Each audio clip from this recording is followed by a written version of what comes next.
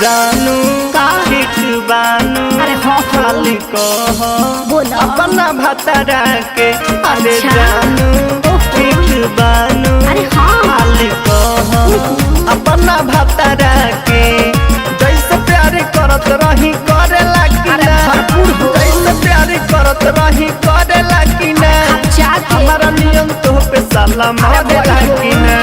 बाबू काबू काहे अपना बोलिया पे यार बाबू काबू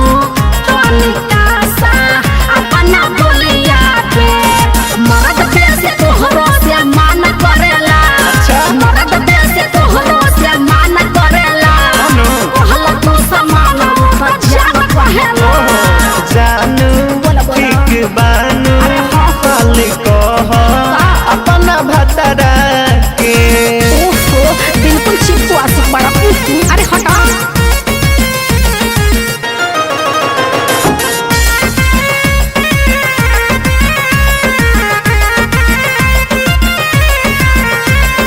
तोहरा नियन कबू हमके तंग ना करे। बैल बरुआ जिंदगी में रंग ना भरे। अरे बड़ा निक लगता हो का बुझला। अरे बेले नहीं है पियावा नो करिया मिलल बा। देखल बानी हमारे से करिया मिलल बा। होता जानी सोता पानी पटा जानी हमारा से। जैसे धरा तानी वैसे धरे लागी ना, बोला तो के बहिया में भरे लागी ना। अरे जाना काहे दीवाना सब बता दी काहे तहरा से। बता दे तो कुछ हो जाएगा।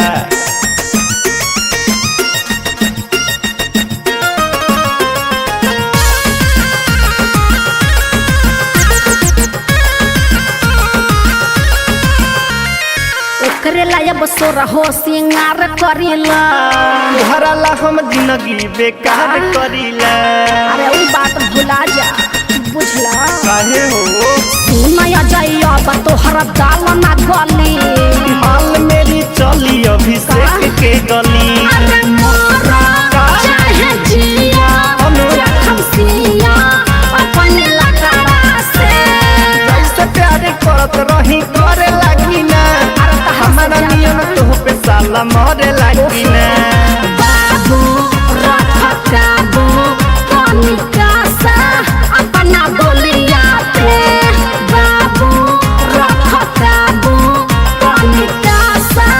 अपना बोलिया पे। मर्द से तोहरो से मान करेला, मर्द से तोहरो से मान करेला। कहला तू समान जान कहेला। जानू ठीक बानू खाली कह अपना भतरा के।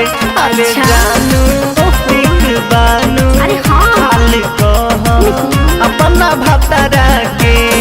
जैसे प्यार करत रही करे लागी ना, जैसे प्यार करत रही करे लागी ना, हमारा नियम तो पे साला मारे लागी ना। बाबू काबू काहे अपना बोलिया पे। कंट्रोल जानू नॉट कंट्रोल बेबी।